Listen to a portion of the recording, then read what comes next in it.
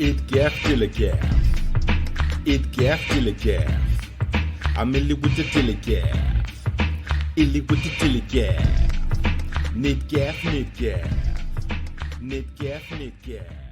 So, I just wanted to make this real quick post in terms of thoughts about diversity. So there's a TV show called Death in Paradise. Now, in terms of, TV program makers and TV programming, it's by far not the worst offender. In fact, in real terms, it's actually pretty cool. Now, it's funny because, I really do pay attention to how much my viewpoints have changed over the last, 30 years. So I know that 20-year-old me, Mr. Militant, radical would have been like, yo, fuck that. That's some Uncle Tom Tarzan shit. And it kind of is, right? So if you've never seen Death in Paradise, it's basically based on the premise of, I've never seen the movie, but it kind of gives me the feeling that the term of the movie, A Good Man in Africa, is the kind of idea it would be based on. Never seen it, but I kind of have a feeling there'd be a lot of similarities. So it's about a white English detective, police detective, who's sent to a very small Caribbean island. Now, my family's from a small island, so, he wouldn't have been sent to Antigua or Trinidad or Jamaica because they're very big countries. He's sent to a small Caribbean island, very small island, and he's the head of police. Now, the funny thing is, it's a kind of half-decent premise because, if you look into the history, the current circumstance of not only a lot of African countries, but a lot of Caribbean countries, you understand that even though they were formally given independence, whatever it is, 60, 70 years ago, they have been anything but independent and everything but independent. So a lot of the laws are still made by the UK. A lot of African countries and Caribbean countries give substantial amounts of their yearly GDP to their former colonial masters. They have to take certain laws, and a lot of the trade agreements were like, people want to talk about Brexit. You want to look at the trade agreements between France and its former colonies, or, England and some of its former colonies, man. It's absolutely disgraceful. So, the idea of a white police chief being sent to a small Caribbean island that was a former British colony is bang on. It's like, this isn't some, white fuck fantasy. This is 100% something that, probably has happened or almost guaranteed is happening. So the premise isn't terrible. But what's great about it is the two things, right? It has all the whimsicalness of Midsummer Night's Murders, the kind of, the whole thing why there are no black people in Midsummer Night's Murders is it harks back to a simpler time, nice environments, country fates. It's not about gangbangers and cocaine, drug dealers and prostitutes and, gang fights. It's not that kind of thing. It's like, sort of this kind of whimsy and harking back, like I said, to a nicer time in history. And this has all of that. It's very kind of 1970s in its makeup of, the characters are comical but cool.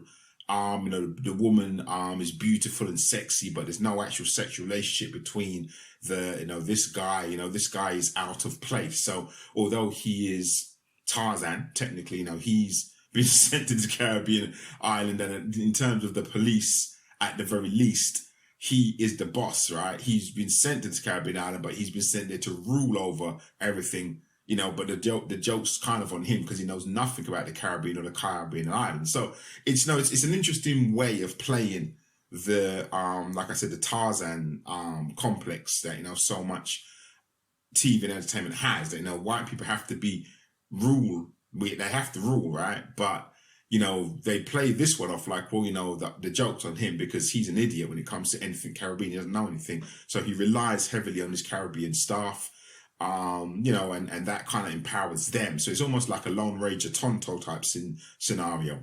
But never forget, Tonto means stupid in Spanish. Something that I was in Spain for 3 or 4 years before my good friend and Kung Fu teacher pointed out to me that all those years I grew up watching Roy Rogers, I didn't realize that he was just calling his sidekick, who often saved his life, stupid.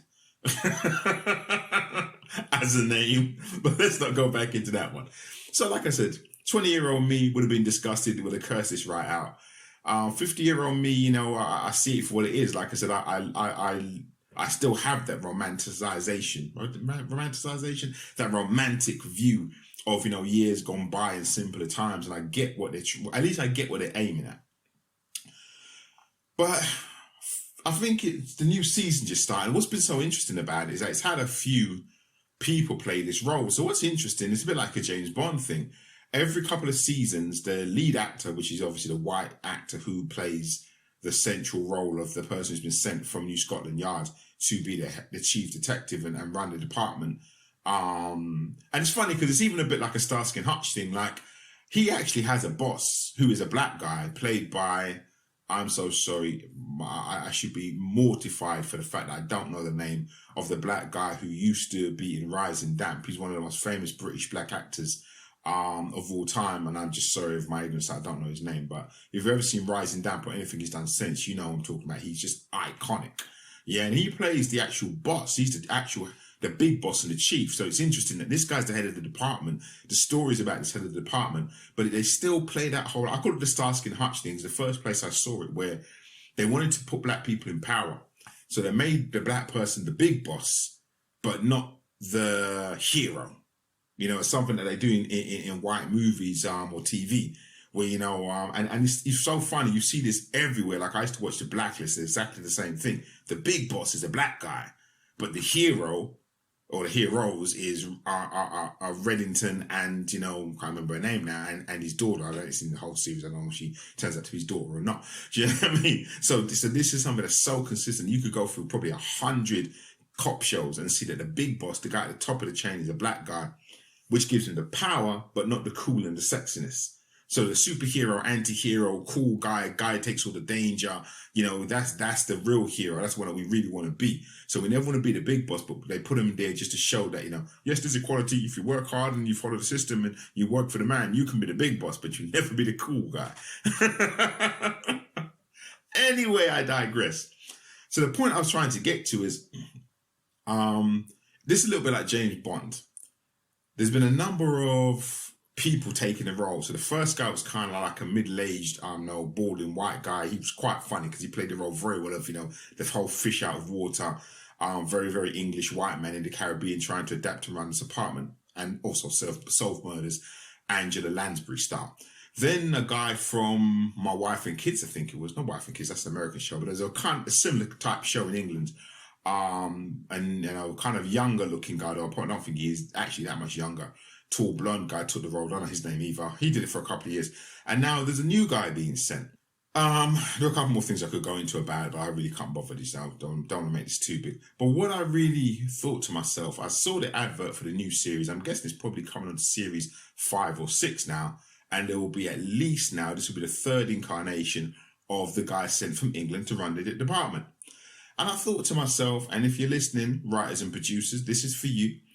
I thought to myself, well, it's so interesting because in the year of Black Lives Matters, when so many media organizations have made, you know, vocal and outward dedications to inclusion and changing the narrative of a white patriarchal power structure, as whimsical and as harking back to a better time and as unracist as this show is, you know, having great characters. By the way, the only character whose name I do know is Danny John Jules, because he's another legend. You just love Danny John Jules because he's Danny John Jules. So he's in it and he just kills it every single time. You know what I'm trying to say? So even though all these guys are quite empowered and their characters are quite well drawn out, and now, as I said, the guy who runs, who's the boss, the white guy sent from England, the joke's on him because he's the fool. These guys know, you know, everything better because they're the Caribbean people. Even before that, and taking into consideration, I was thinking to myself, if you really wanted to show that you had a commitment to inclusion, what you would do is you would send a black detective from the UK to the island. Why? Because that shows that not only white people come from England, but black people are born and card-carrying, passport-carrying, naturalized English people.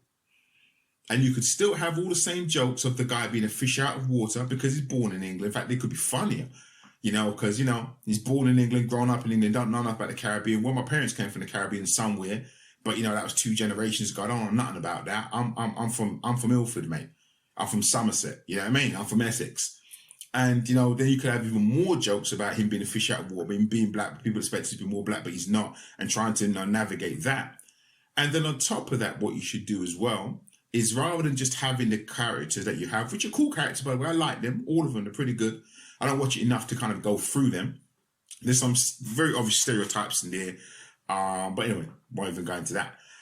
But you really could, knowing the history of the Caribbean, mix up the nationalities of those characters too. One of the ones I thought would be most important would be a pure white-skinned, white Anglo-Saxon Protestant descendant, but again, a card-carrying Caribbean, because we all know that there are white people in the Caribbean. Now, there's a YouTube that was kicking off a couple of years ago, which was just this American girl just doing videos of her dad and getting him to talk, because he was Trinidadian or Jamaican. I can't remember which one.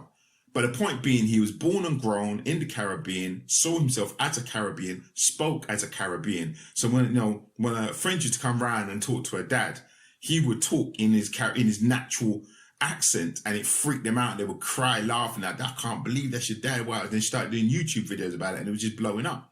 So, that's what, I think would be a great character, is have a naturalized white Caribbean to remind the world that not only white people come from England, and also not only black people live in the Caribbean. Actually, there are people who are Caribbean who are white, and also, for good measure, throw in some other characters like Chinese or Indian. Now, they kind of took a step in that direction with the female lead. That's the other stuff I was going to talk about, because she's always had a kind of mixed Caribbean, African, Caribbean, Indian heritage. And we know that, endangered slaves and Indians have been in Caribbean since as long as, colonialism existed, probably longer. We don't want to go into the Arawaks, so we know it's a very complicated history. So obviously, when we talk about Indians in the Caribbean, we're talking about, indigenous people, and then people who came over from, parts of India, as part of that second wave through colonialism and, that trade. But the point I'm making is that, you could rearrange the show with a black lead character from England who knows nothing about the Caribbean, sees himself as English, and has to navigate all the same issues as a white person would. A Chinese Caribbean, because there are lots, and that's the most usual thing you would see, is a Chinese person in the Caribbean, whether he runs a store or whatever he's doing as his business or whatever he's doing, loads of Chinese people in the Caribbean, again, fully fledged, thick Caribbean accents.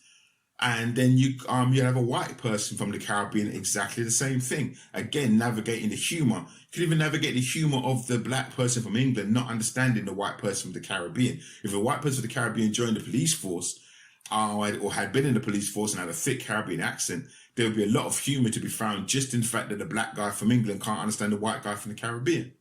So that's my pitch to Death in Paradise.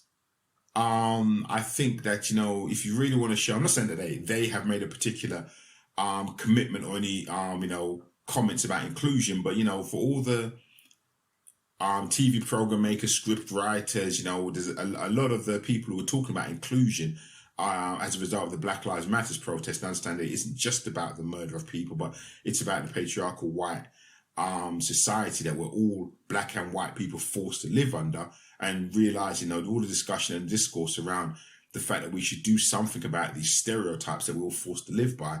It just so happened that Death in Paradise was on TV, or the advert for it was on TV, and I thought, this would be a great place to start. Because I got to be honest with you, I know this isn't very popular. I mean, I haven't seen Bridgerton yet, but I have seen Nicholas Nickleby. Not seen it, but I love what they did with Dev Patel and Nicholas Nickleby. So I don't mind the reimagining of shows, but I'm also not the kind of guy who gets very offended by people who don't want things reimagined. So, for example, if you don't want a black James Bond, I ain't mad. Gotta go, that's my time up. But I do think that this would be a perfect scenario to show your commitment and what the real world really looks like in real time without having to reimagine or reinvent anything.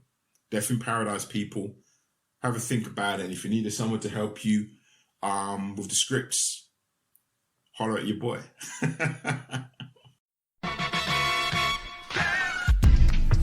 Et gaff til a gaff. Et gaff til a gaff. I'm illy with the till a gaff. Illy with the till a gaff. Nit gaff, nit gaff. Nit gaff, nit gaff.